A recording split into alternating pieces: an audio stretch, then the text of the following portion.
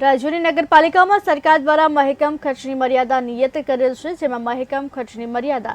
જાળવવાની જવાબદારી પાલિકાના વહીવટી તંત્રની હોય છે, પરંતુ પાલિકામાં બિનજરૂરી ખર્ચાઓના કારણે પાલિકાનો મહેકમ ખર્ચ વધી જતા પાલિકાની મહેસૂલી આવક વધારવાના બદલે પાલિકાના કર્મચારીઓના પગારમાં ઘટાડો કરવા, પાલિકાના કર્મચારીઓને મળતા 7મા પગાર ધોરણ પ્રમાણે મળતા પગારોમાં ઘટાડો કરવા પાલિકાના ચીફ ઓફિસરે તારીખ 18 એપ્રિલ 2024ના રોજ કર્મચારીઓને મળતું 7મું પગાર ધોરણ પરત ખેંચવા અંગેનો દફતરી હુકમ કરેલ હતો, જેની સામે ગુજરાત સફાઈ કામદાર મહામંડળના પ્રદેશ મહામંત્રી રમેશ વાઘેલા દ્વારા ગુજરાતની વડી અદાલતમાં ચીફ ઓફિસરના આદેશને પડકારવામાં આવેલ હતો,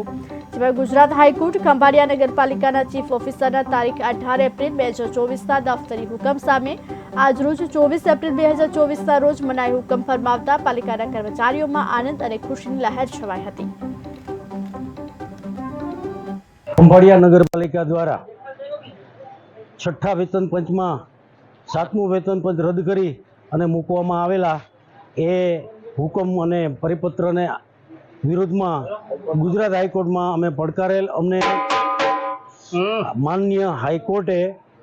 અમારું 7મું વેતન પંચ ચાલુ રહે એ મુજબનો હુકમ કરેલ છે, તેથી તમામ કર્મચારી મંડળ જેવા કે નિવૃત્ત, ચાલુ કર્મચારીઓ તથા સફાઈ કર્મચારીઓ બધામાં ખૂબ જ એકદમ આનંદની વ્યાપી ગયો છે। તાજેતરમાં જ ખંભાળિયા નગરપાલિકાના કર્મચારીઓને મળતું 7મું વેતન પંચ નાબૂદ કરવા માટે નગરપાલિકાના ચીફ ઓફિસરે મન ધડક અને મનસ્વી નિર્ણય કરવામાં આવેલ હતો। ચીફ ઓફિસરશ્રીના આદેશ દફતરી હુકમ સમયે અમે નામદાર ગુજરાત હાઈકોર્ટમાં પડકારેલો હતો, જેમાં આજ રોજ નામદાર ગુજરાત હાઈકોર્ટે સ્ટે મૂકેલો છે અને આવનારી મુદ્દતો દરમિયાન નગરપાલિકા મહેકમ ખર્ચ કેમ વધ્યું એનો જવાબ પણ હાઈકોર્ટે માંગેલ છે। આ બાબતે કર્મચારીઓ પણ સક્રિય રહ્યા અને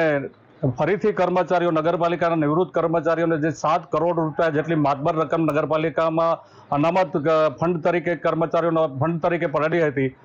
એ ફંડમાંથી પણ કર્મચારીઓના ફંડમાંથી પણ નગરપાલિકાના તંત્ર દ્વારા અંદાજિત 3 કરોડ રૂપિયા જેટલી રકમ અન્ય જગ્યાએ વાપરવામાં આવેલ છે, જેની સામે પણ અમે કાનૂની રાહે યોગ્ય હુકુમતવાળી કોર્ટમાં આગળ કાર્યવાહી કરવાના છીએ। ખંભાળિયા નગરપાલિકા દ્વારા